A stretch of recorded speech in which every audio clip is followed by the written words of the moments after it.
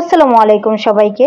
এখন কিন্তু একদম দেশি ধনিয়া পাতা পাওয়া যাচ্ছে। কিভাবে আপনারা ধনিয়া পাতাগুলোকে একদম সারা বছরের জন্য সংরক্ষণ করে রাখতে পারবেন সেই টিপস অ্যান্ড ট্রিক্স নিয়ে আজকের ভিডিওটি। অবশ্যই সম্পূর্ণ ভিডিওটি মনোযোগ সহকারে দেখলে আপনি বাজার থেকে ধনিয়া পাতা নিয়ে আসলে যে ফ্লেভার পাবেন একদম ১ বছর পরেও কিন্তু আপনি রান্নার সময় যখন ধনিয়া পাতাটা ইউজ করবেন সেই একই ফ্লেভার পাবেন। তো এজন্য অবশ্যই সম্পূর্ণ ভিডিওটি দেখবেন, তাহলে আজকে আপনিও এরকম গুরুত্বপূর্ণ টিপসটি জানতে পারবেন। আর ধনিয়া পাতা পছন্দ করে না এমন মানুষ হতেই পারে না। এই যে দেখতেই পাচ্ছেন আমি এখানে বাজার থেকে অনেকগুলো ধনিয়া পাতা নিয়ে এসেছি। এগুলো সব ফ্রেশ, একদম মানে বলে না ক্ষেত থেকে তুলে এনে দিয়েছে, এরকম একজন গ্রাম থেকে এনেছে। তো এই ধনিয়া পাতাগুলোকেই আমি কালেক্ট করেছি, দেশি ধনিয়া পাতা। তো আপনারা হাইব্রিডটাও নিতে পারেন যার যেরকম অনুযায়ী, সেই অনুযায়ী তো আপনারা এগুলোকে ভালোভাবে পরিষ্কার করে নেবেন। আমি একদম এগুলোকে ধুয়ে মানে ঘাস থাকে, বিভিন্ন জিনিসগুলো থাকে, এগুলো সব কিছু বেছে বেছে সুন্দরভাবে পরিষ্কার করে নিয়েছি। পরিষ্কার করে নিয়ে এগুলোকে খুব ভালোভাবে আপনাকে এটাকে ধুতে হবে।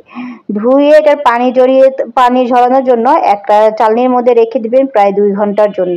তো এই সেম প্রসেসটাই আমি করেছি। প্রায় এটা ভালোভাবে ধুয়ে পরিষ্কার করে আমি একদম পানি ঝরিয়ে একদম ঝরঝরা করে নিয়েছি।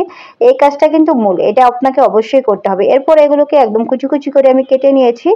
দেখতেই পাচ্ছেন আমার কাটা একদম কমপ্লিট হয়ে গিয়েছে। যেহেতু এটাকে আমি এখন ফ্রিজে সংরক্ষণ করব। দেখুন আমার ধনিয়া পাতাগুলো কিন্তু একদম ঝরঝরা, কোনো ধরনের পানি নেই। তো আপনাদেরও কিন্তু সেম কাজটাই করতে হবে, কোনো ধরনের পানি থাকা যাবে না, তাহলে কিন্তু এর যে কালারটা থাকবে সেই কালারটাও ঠিক থাকবে না এবং আপনার ধনিয়া পাতার যে আসল ফ্লেভার সেটা পাবেন না। এরপর আপনারা এটাকে জিপলক ব্যাগে সংরক্ষণ করতে পারেন, পলি ব্যাগে সংরক্ষণ করতে পারেন, আপনারা চাইলে এটাকে এয়ারটাইট বক্সের মধ্যে সংরক্ষণ করতে পারেন যার যেরকম অনুযায়ী। তো আমরা বাজার থেকে অনেকগুলো নতুন পলি কিনে নিয়ে এসেছিলাম। তো সেই পলির মধ্যে আপনি মানে দেখা গেছে ২-১ দিনের জন্য এরকম করে অল্প অল্প পলির মধ্যে রেখে সংরক্ষণ করবেন।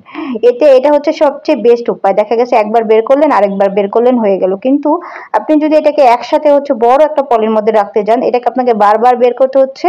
আবার এটা ডিফ্রস্ট হয়ে যাচ্ছে, মানে পানিটা গলে যাচ্ছে। আবার এটাকে রাখতে গেলে কিন্তু সেই আসল ফ্লেভারটা আপনি পাবেন না। এজন্য আপনি আপনার অনুযায়ী ছোট ছোট পলি নিয়ে এসে তো এরকম ছোট ছোট প্যাকেটে রাখতে পারেন। আপনি আপনার অনুযায়ী রাখতে পারেন। তো আমি এভাবে একদম ছোট ছোট সাইজের পলি নিয়ে এসে সেটার অনুযায়ী আমি রাখার চেষ্টা করছি। এরকম করে একদম ভালোভাবে আমি মুষ্টি বেঁধে দিয়েছি। এখন এটাকে আমি বড় একটা পলির মধ্যে রেখে পরে এটাকে ডিপ ফ্রিজের মধ্যে রেখে দিব।